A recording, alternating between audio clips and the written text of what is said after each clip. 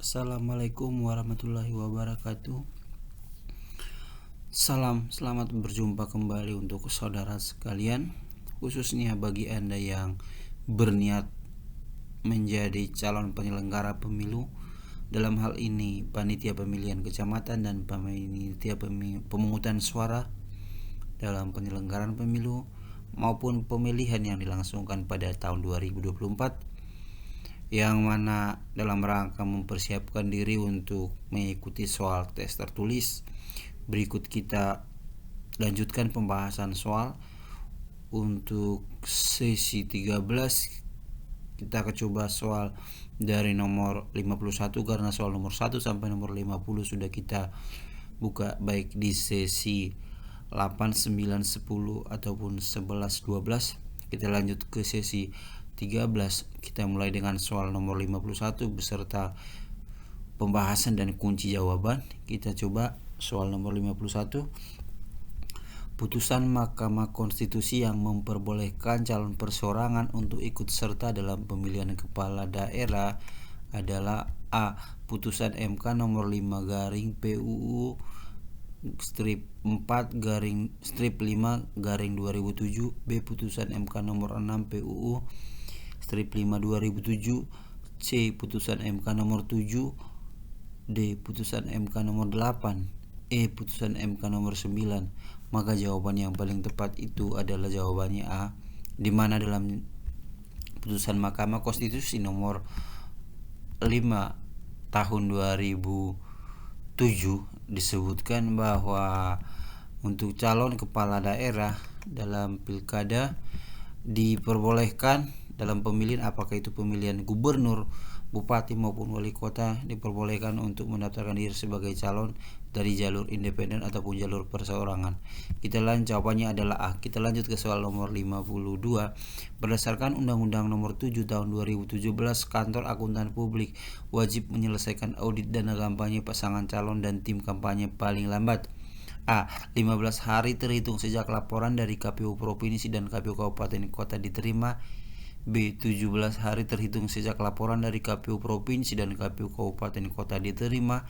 C. 30 hari terhitung sejak laporan dari KPU provinsi dan KPU kabupaten kota diterima. D. 35 hari terhitung sejak laporan dari KPU provinsi dan KPU kabupaten kota diterima. E. 45 hari terhitung sejak laporan dari KPU provinsi dan KPU kabupaten kota.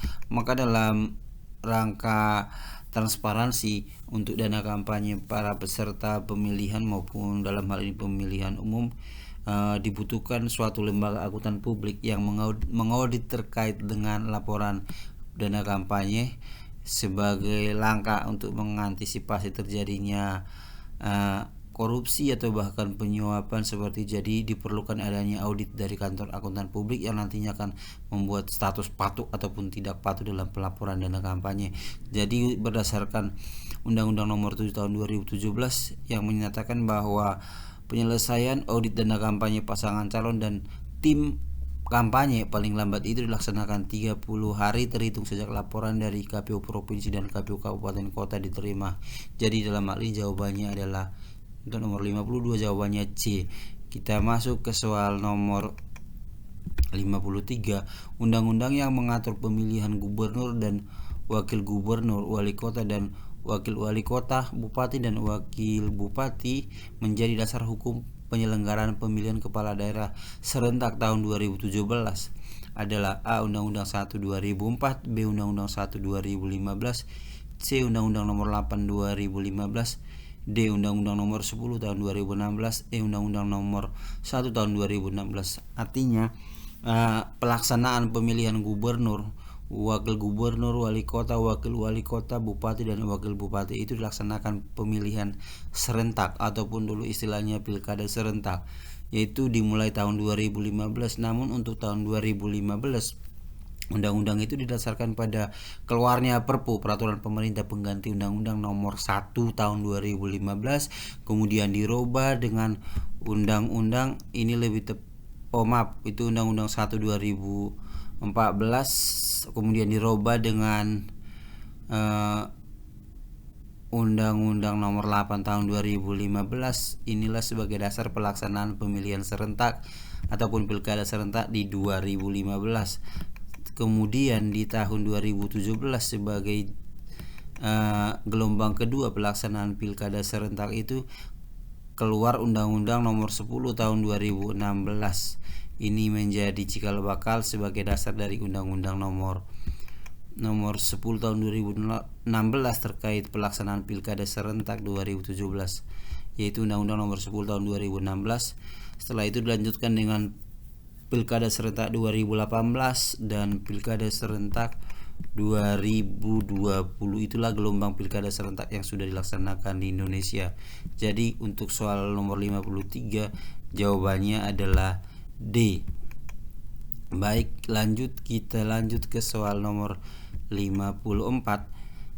Siapa saja yang dipilih pada pemilihan umum serentak 2019 sesuai dengan putusan Mahkamah Konstitusi nomor 14 PU garing 11 Romawi 2013 dalam putusan Mahkamah Konstitusi nomor 14 PU garing 11 Romawi 2013 yang dipilih itu adalah A. Anggota DPR, anggota DPD, anggota DPRD provinsi, anggota DPRD kabupaten kota. B. Anggota DPR, anggota DPD, presiden dan wakil presiden. C. Presiden dan wakil presiden, anggota DPR, anggota DPD, anggota DPRD provinsi, anggota DPRD kabupaten kota. D. Presiden dan wakil presiden, anggota DPR, DPD, DPRD provinsi, kabupaten kota, DPRD kabupaten kota, gubernur, wakil gubernur, bupati, wakil bupati, wali kota dan wakil wali kota. Anggota DPRD provinsi, DPRD kabupaten kota, gubernur, bupati, wali kota dan wakil wali kota. Jadi di antara pilihan ini maka jawabannya itu adalah terkait rejim pemilu pemilihan umum termasuk dalam 2019. Apa saja yang dilakukan pemilihan, lembaga apa saja untuk memilih siapa. Jadi dalam hal itu dilaksanakan dalam pemilu legislatif. Siapa saja yang bagian dari pelaksanaan pemilu legislatif ataupun pemilihan presiden dimaksud itu adalah terdiri dari pemilihan presiden dan wakil presiden, kemudian anggota DPR, DPD ataupun Dewan Perwakilan Daerah, DPRD provinsi dan DPRD kabupaten kota. Jadi jawabannya adalah C. Sedangkan menyangkut pemilihan gubernur, bupati ataupun wakil bupati, wali kota, wakil wali kota bukan bagian dari rezim pemilu di 2019. Jadi antara ini jawabannya adalah C. Kita masuk soal nomor 55. Menurut Undang-Undang Nomor 7 Tahun 2017, setiap orang yang sengaja melakukan perbuatan melawan hukum, memalsukan data dan daftar pemilih dipidana dengan penjara paling lama. Undang-Undang 7 Tahun 2017 mungkin terkait pengaturan tindak pidana pemilu yang diatur secara khusus. A. 3 tahun dan denda paling banyak 36 juta rupiah. Kemudian B. 4 tahun dan denda paling banyak 48 juta. C. 5 tahun denda paling banyak 60 juta. D. 6 tahun denda paling banyak 72 juta. E. 7 tahun denda paling banyak 96 juta. Maka jawaban yang paling tepat adalah untuk soal nomor 55 D, yaitu 6 tahun denda paling banyak 72 juta. Kita masuk nomor 56. Ketentuan kampanye pasangan calon gubernur dan wakil gubernur, bupati dan wakil bupati, wali kota dan wakil wali kota yang dikategorikan incumbent sebagai berikut. Yang dikategorikan siapakah yang diatur dalam hal ini? Yang dimaksud dengan incumbent adalah A. Cukup cuti kampanye pada saat kampanye 2 minggu. B. Wajib mengundurkan diri pada saat kampanye. C. Cuti kampanye hanya pada masa kampanye. D. Wajib cuti sejak ditetapkan sebagai paslon hingga selesainya masa kampanye. E. Wajib mengundurkan diri tanpa harus dengan SK Mendagri. Maka dalam hal ini diatur yaitu di mana suatu kewajiban cuti sejak ditetapkan sebagai paslon hingga selesainya masa kampanye. Hal ini untuk menghindari terjadinya semacam penggunaan fasilitas negara dalam hal ini pemerintah daerah untuk penggunaan dana kampanye yang dilakukan, yang berpotensi akan dilakukan oleh incumbent atau petahana seperti itu. Jadi jawabannya itu adalah dikategorikan itu, jawabannya adalah D, wajib cuti sejak ditetapkan sebagai paslon hingga selesainya masa kampanye. Maka kita jawab lagi untuk soal pembahasan nomor 57 yang termasuk tahap pelaksanaan pemilu kepala daerah adalah A. Penetapan daftar pemilu tetap, B. Kampanye, C. Pendaftaran dan penetapan pasangan calon, D. Pembentukan panwas pemilu kada. Jawaban A, B, C, dan D semua benar. Jadi jawaban yang paling tepat itu adalah E, di mana baik pendaftaran pemilih, kampanye, pendaftaran dan penetapan paslon, pembentukan badan ad hoc sebagai penyelenggara pemilu dan ataupun penyelenggara pilkada masuk dalam kategori tahapan pelaksanaan pemilihan kepala daerah. Jadi jawaban yang paling tepat adalah E, semua jawaban benar. Kita masuk soal nomor 58. Menurut Undang-Undang 1945 telah diamandemen, anggota MPR itu terdiri dari A. Anggota DPR dan utusan daerah dan golongan, B. Anggota DPR, DPD dan utusan golongan, C. Anggota DPD dan utusan golongan, D. Anggota MPR, anggota DPR, MPR dan DPD, E. Anggota MPR dan DPD. Maka jawabannya itu kita coba lihat, mungkin sepertinya E untuk soal nomor 58. Iya benar, jawabannya adalah E. Anggota MPR itu terdiri dari DPR dan DPD. Kita masuk nomor 59. Landasan konstitusional hukum tata pemerintahan Indonesia adalah A. Undang-Undang Dasar 1945, B. Pembukaan Undang-Undang Dasar 1945, C. Pancasila, D. Piagam PBB, E. Proklamasi 17 Agustus 1945. Maka diantara ini jawaban yang paling tepat adalah A. Undang-Undang Dasar 1945. Jawabannya adalah A. Kita masuk soal nomor 60. Pancasila dapat mempersatukan bangsa Indonesia dan dapat memberikan penuntun dalam mencapai kebahagiaan lahir dan batin dalam masyarakat yang beragam. Merupakan hakikat Pancasila sebagai A. Dasar negara, B. Pandangan hidup bangsa, C. Ideologi bangsa, D. Kepribadian bangsa Indonesia, E. Bentuk pemerintah negara Indonesia. Jawaban yang paling tepat itu adalah B. Pandangan hidup bangsa, di mana Pancasila dapat mempersatukan bangsa Indonesia dan dapat memberikan penuntun dalam mencapai kebahagiaan lahir dan batin dalam masyarakat yang beragam, menjadi sebuah hakikat Pancasila sebagai pandangan hidup bangsa. Jawaban yang tepat adalah B. Kita masuk soal nomor 61. Pernyataan yang menyebutkan bahwa Pancasila merupakan dasar negara Indonesia ini ditemukan dalam A.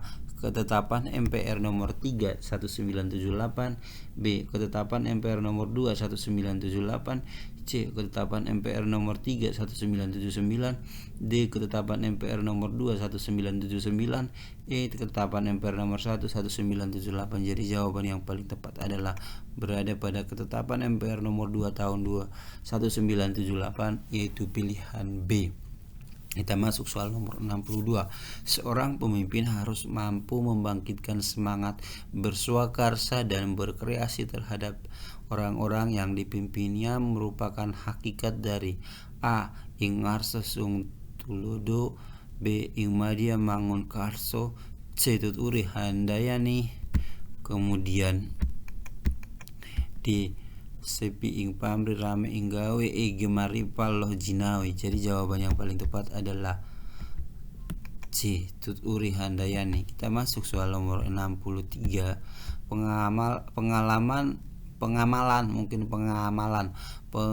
Pancasila dapat dilakukan secara kritis, kreatif, dan dinamis yang dilaksanakan berdasarkan konsepsi nasional, merupakan karakteristik Pancasila sebagai A. Dasar negara, B. Ideologi negara, C. Kepribadian nasional, E. Pendidikan Pancasila.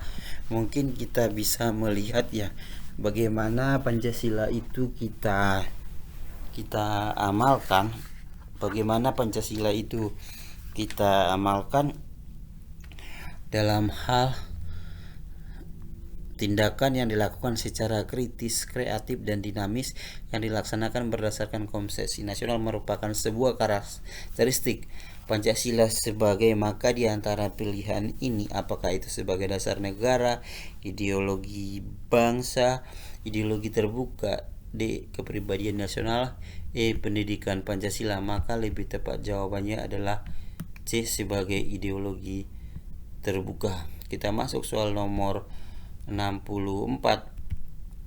Pancasila merupakan karakteristik bangsa Indonesia yang tidak dapat dipisahkan satu sama lain dan bisa membedakannya dari bangsa lain. Pernyataan ini merupakan salah satu bukti bahwa Pancasila itu merupakan A. dasar negara, B. ideologi bangsa, C. kepribadian nasional, D. pendidikan Pancasila, E. manifestasi cita-cita bangsa Indonesia. Jawaban yang paling tepat itu adalah C. sebagai kepribadian nasional. Kita masuk untuk soal nomor 65. Rumusan Pancasila terdapat dalam Undang-Undang Dasar 1945 yang ditetapkan tanggal A. 15 Agustus 1945, B. 16 Agustus 1945, C. 17 Agustus 1945, D. 18 Agustus 1945, E. 19 Agustus 1945. Mungkin lebih tepat itu adalah 18 Agustus 1945. Jawabannya adalah D, di mana rumusan Pancasila dalam penetapan Undang-Undang Dasar 1945 itu ditetapkan satu hari setelah proklamasi. Satu hari setelah proklamasi itu adalah 18 Agustus 1945. Kita coba lanjut ke soal nomor 64 dalam tab MPRS nomor 20 garing MPRS garing 1966.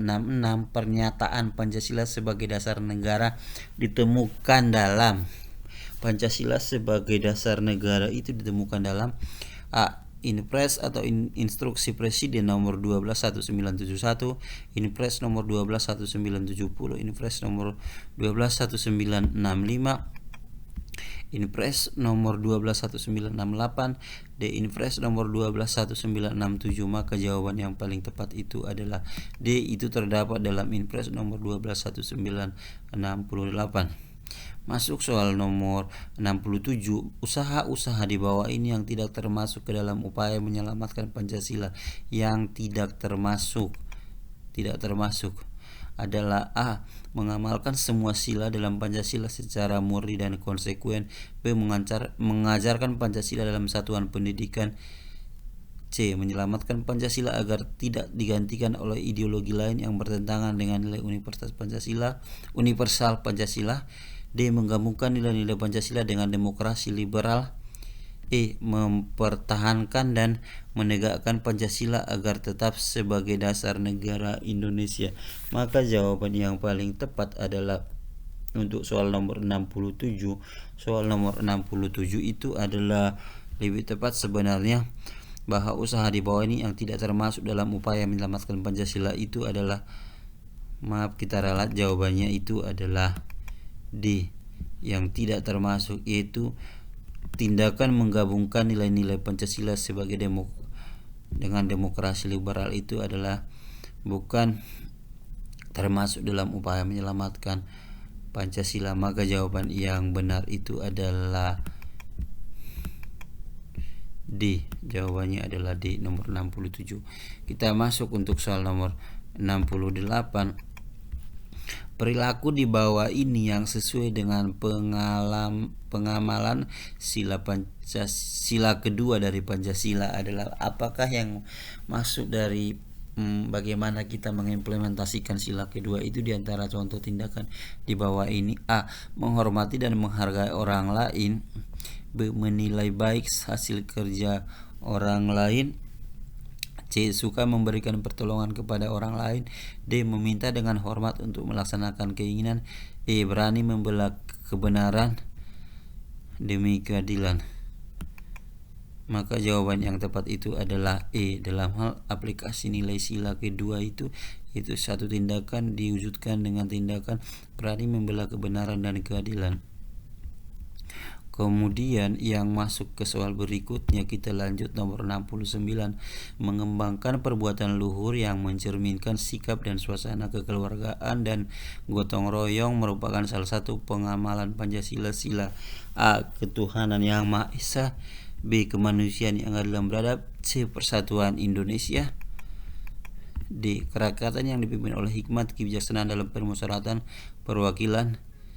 E. Keadilan sosial bagi seluruh rakyat Indonesia. Maka jawabannya di sini adalah bagaimana mencerminkan sikap keluarga kegotong royongan merupakan pengamalan Pancasila itu adalah bagian dari mencerminkan sikap suasana kekeluargaan dan kegotong royongan.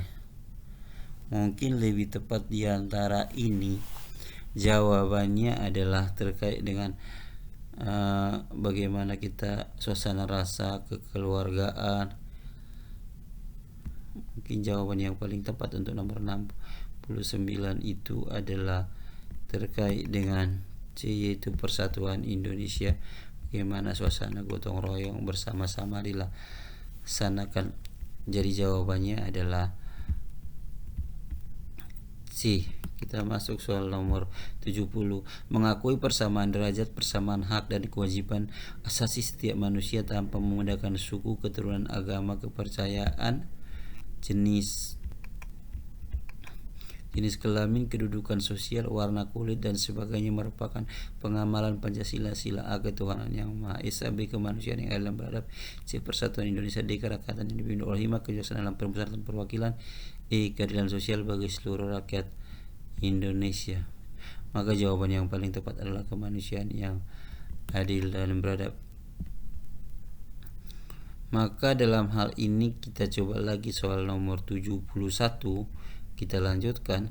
Prinsip sila kelima mencoba menempatkan manusia sesuai dengan harkat dan martabatnya sebagai makhluk Tuhan. Selain itu, sikap saling menghargai sesama manusia merupakan wujud dari sila kemanusiaan yang adil dan beradab. Atas dasar pandangan kemanusiaan, maka pandangan bangsa Indonesia terhadap manusia adalah A. Bangsa Indonesia tidak menghendaki adanya penindasan manusia oleh manusia yang lain, baik oleh bangsa sendiri maupun bangsa lain. B. Terciptanya kehidupan yang setinggi-tingginya bagi individu. C. Menghormati hak asasi manusia sebagai hak elementer manusia di seluruh dunia. D. Tidak ada jawaban yang benar. E. Semua jawaban benar. Maka jawaban yang paling tepat di antara pilihan ini adalah C. Menghormati hak asasi manusia sebagai hak elementer manusia di seluruh dunia. Kita masuk soal nomor 72. Pancasila dapat berfungsi sebagai sumber kebenaran yang mengilhami suasana kejiwaan hukum, politik, dan moral negara Indonesia. Sebagai pengejawantahan budi nurani bangsa Indonesia merupakan refleksi sebagai A. Dasar falsafah negara. B. Dasar negara. C. Sumber dari segala sumber hukum. D. Asas kerohanian. Kemudian E. Sumber hukum tertinggi. Maka di antara pilihan ini jawabannya itu adalah jawaban A, di mana dalam hal ini Pancasila dapat berfungsi sebagai sumber kebenaran yang mengilhami seluruh kejiwaan hukum, politik, moral negara sebagai pengejawatan budi nurani bangsa Indonesia. Refleksi Pancasila ini sebagai dasar falsafah negara. Jawabannya adalah A. Kita masuk untuk soal nomor 73. Dalam soal nomor 73 disebutkan di bawah ini merupakan sumber hukum di Indonesia adalah A. Proklamasi 17 Agustus. B. Undang-Undang Dasar 145. D. Dekret Presiden. D. Super Semar. E. Semua jawaban benar. Maka di antara pilihan tersebut baik A, B, C, dan D itu merupakan bagian dari sumber hukum di Indonesia. Kita masuk ke soal nomor 74. Apabila pasangan calon kepala daerah belum memenuhi syarat atau ditolak karena tidak memenuhi syarat, partai politik atau gabungan partai politik yang mengajukan calon diberi kesempatan untuk melengkapi dan atau memperbaiki surat pencalonan beserta persyaratan pasangan calon atau mengajukan calon baru paling lambat berapa hari sejak saat pemberitahuan hasil penelitian persyaratan oleh KPU diterima. A. Apakah dia 14 hari? Apakah dia B 7 hari? Apakah dia C 5 hari, apakah dia D 4 hari, apakah dia E 3 hari? Maka yang paling tepat dari jawaban ini, yang paling tepat itu adalah E, di mana dalam hal ini diatur selama 3 hari. Kita masuk ke jawabannya kita masuk soal nomor 75. Warga negara Indonesia yang memiliki hak pilih adalah A. Sudah atau pernah kawin, B. Sudah berumur 17 tahun, C. Sudah berumur 17 tahun atau sudah pernah kawin, D. Sudah berumur 17 tahun atau sudah lulus SLT sederajat, E. Sudah berumur 17 tahun dan tidak pernah menjadi tahanan politik. Maka jawabannya seperti ini, yang paling tepat mengatakan bahwa seseorang itu berhak untuk menggunakan hak pilihnya jika dia sudah berusia 17 tahun atau pernah kawin. Artinya seseorang yang sudah 17 tahun maka dicatatkan sebagai pemilih ketika dia berusia 17 tahun genap pada hari pemungutan suara, ataupun dia juga sudah kawin belum 17 tahun tapi sudah kawin, merupakan sebuah hak untuk didaftarkan, atau belum 17 tahun tapi sudah pernah kawin. Sudah pernah kawin itu maksudnya apakah dia cerai hidup, cerai mati, apakah dia janda ataupun duda. Jadi jawaban yang paling tepat adalah C. Di samping itu, dalam syarat seseorang untuk daftar pemilih itu ya terdaftar dalam DPT, kemudian dia bukan sebagai anggota TNI Polri, seperti itu. Untuk beberapa syarat ketentuan terkait dengan bisa tidaknya seseorang didaftarkan dalam sebagai pemilih dalam pemilu ataupun pemilihan. Mungkin demikian 25 soal yang sebanyak 25 soal yang sudah kita uraikan. Nanti untuk sesi berikutnya, jika merasa saudara bermanfaat, video ini ada memberikan manfaat untuk pengetahuan persiapan saudara semua, maka dukung terus channel kita. Semoga dengan channel ini bisa membantu saudara dalam mempersiapkan diri menjadi penyelenggara pemilu, sukses untuk rencana dan harapan serta cita-citanya menjadi penyelenggara pemilu dalam pemilu maupun dalam pemilihan. Jadi jika dirasa channel ini, video ini, tutorial ini bermanfaat, silakan diberikan like, subscribe maupun komen, dan mudah-mudahan jika masih diberi kepercayaan, jika dirasa perlu, kita akan membuat lagi, menayangkan lagi video-video berikutnya sampai 1500 soal yang sudah kita siapkan. Nanti kita akan upload ataupun kita tayangkan secara berkala, dan kita akan tetap menerima saran dan masukan demi perbaikan video ini. Nantinya kita akan tetap berusaha untuk memaksimalkan ataupun membuat suasana yang lebih menarik lagi dalam penayangan ataupun penjelasan terkait tutorial video ini. Mungkin demikian penayangan untuk sesi 13 kali ini. Sukses untuk saudara semua. Sekian dan terima kasih.